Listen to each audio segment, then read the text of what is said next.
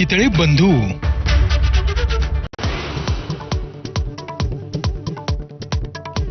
पाकिस्तानला एक थेंबही पाणी देणार नाही, भारताचा निर्धार. सिंधू कराराला स्थगिती 3 टप्प्यामध्ये दिली जाणार. दिल्लीतल्या बैठकीत महत्त्वाचा निर्णय. आधी देखील 3 ते 4 वेळा हल्ले झालेत, मग आत्ताच धर्माची चर्चा का? पहलगाम हल्ल्यावर शरद पवारांचा सवाल. ज्यांचे नातेवाईक मारले गेलेत त्यांनी काय सांगितलं ते ऐकून पवारांनी मत मांडावं, फडणवीसांचा सल्ला.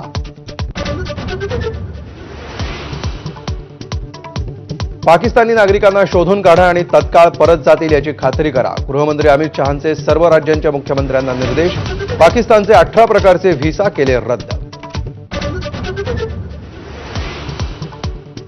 पहलगाम हल्ल्यातील संशयित दहशतवादी आसिफ शेख आणि आदिल गुरीचं घर केलं उद्ध्वस्त. आसिफ आणि आदिलच्या घराची झाडाझडती, संशयास्पद वस्तू सापडल्या. लष्कर ए तोयबाचा उपप्रमुख सैफुल्लाच्या नेतृत्वात पहलगाम हल्ल्याचा कट रचला. हल्ल्यामागे पाकच्या ISIचा हात. सैफुल्लाचा पाकिस्तानी लष्करी अधिकाऱ्यांसोबतचा फोटो समोर. ABP माझाचा एक्सक्लुझिव्ह रिपोर्ट. भारतीय सैन्याच्या तिन्ही दलांना सज्ज राहण्याचे आदेश. सीमा भागामध्ये लष्कर आणि हवाई दलाचा सराव. घाबरलेल्या पाकिस्तानी सेना अधिकाऱ्यांनी कुटुंबियांना परदेशात पाठवलं. दहशतवादी हल्ल्याच्या निषेधार्थ दिल्लीत काँग्रेसचा कॅन्डल मार्च. राहुल गांधीही सहभागी. परवानगी नसल्यानं काँग्रेस कार्यालयाच्या गेटवरच पोलिसांनी अडवला मोर्चा.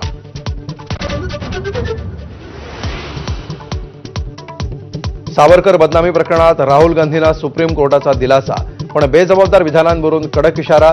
राहुल गांधींनी आता तरी सावरकरांबद्दल बोलणं बंद करावं, फडणवीसांचा घणाघात. सामाजिक कार्यकर्त्या मेधा पाटकरांना अटक, पण काही तासातच सोडून देण्याचे दिल्ली हायकोर्टाचे आदेश.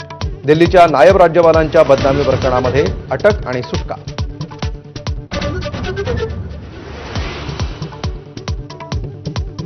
बदलापूर एन्काउंटर प्रकरणामध्ये SITकडे कागदपत्र देण्याची CIDची तयारी. आदेशाचं पालन करत नसल्याबद्दल हायकोर्टानं CIDला फटकारलं.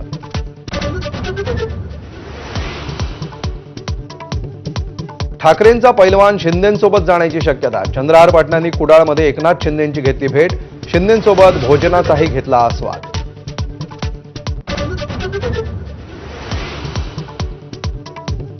मुंबईतील एल्फिस्टन पूल बंद, तर पाडकामाविरोधात स्थानिक आक्रमक. आंदोलकांची जोरदार घोषणाबाजी.